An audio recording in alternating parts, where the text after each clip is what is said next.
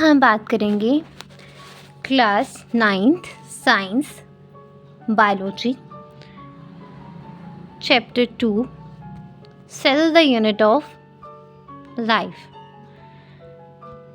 इसके आगे टोटल जो है 12 मेन टॉपिक्स हैं।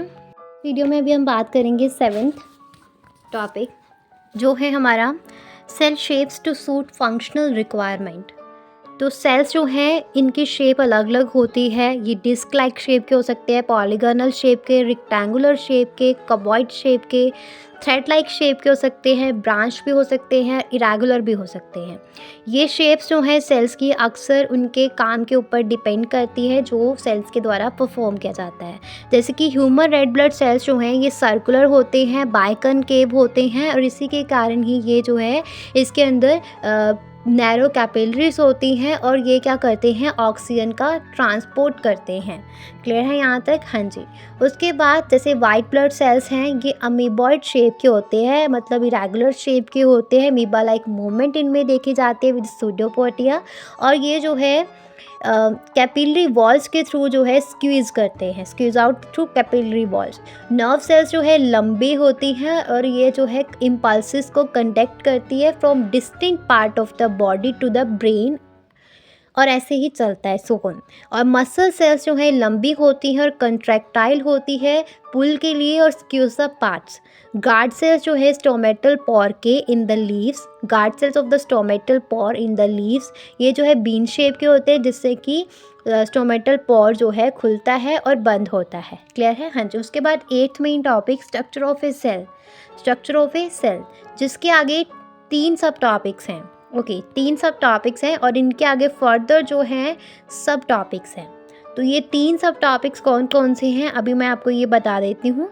तो फर्स्ट है हमारा cell membrane and cell wall, दूसरा है साइटोप्लाज्म और तीसरा है न्यूक्लियस। तो सबसे पहले cell membrane and cell wall, सबसे पहले तो 8 टॉपिक के बारे में बात कर लेते हैं। स्ट्रक्चर ऑफ ए सेल, तो बहुत सारे काइंड ऑफ सेल्स जो हैं वो स्पेशल डिफरेंसेस जो हैं उनमें पाए जाते हैं। ये जो है सभी जो है एक बेसिक स्ट्रक्चरल प्लान शो करते हैं जिससे जो है हम जिससे हम जर्नलाइज सेल बोलते हैं। एक जर्नलाइज सेल के अंदर 3 इसेंशियल पार्ट्स होते हैं, सेल मेम्ब्रेन, न्यूक्लियस और साइटोप्लाज्म।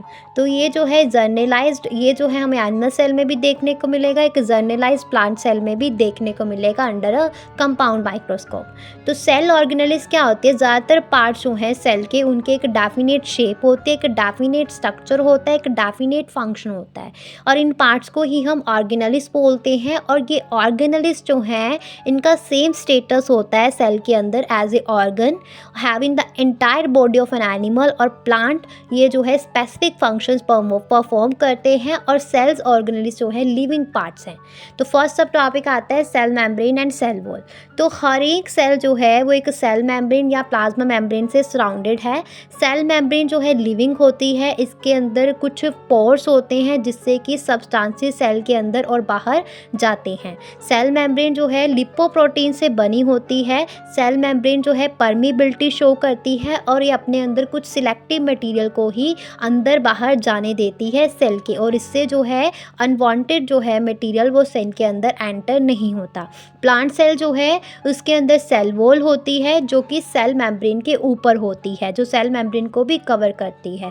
सेल वॉल जो है वो सेलुलोज और नॉन लिविंग सब्सटेंसेस से बनी होती है और सेल वॉल जो है ये सेल को शेप प्रोवाइड करती है और रिजिडिटी भी प्रोवाइड करती है without interfering with the function of the cell membrane. Cell wall जो है ये फ्रीली परमिएबल है, ये सब्सटेंस को अलो करती है in solution to enter and leave the cell without hindrance.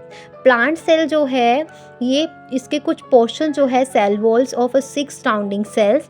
तो मिडल लेयर जो है जैसे 3 ग्रे लाइन जो है वो 2 एडजेसेंट सेल्स को आपस में जोड़ती है, और जैसे कि कॉटन, जूट, कोकोनट फाइबर्स में जो सेल वॉल्स हैं वो डेड सेल्स हैं।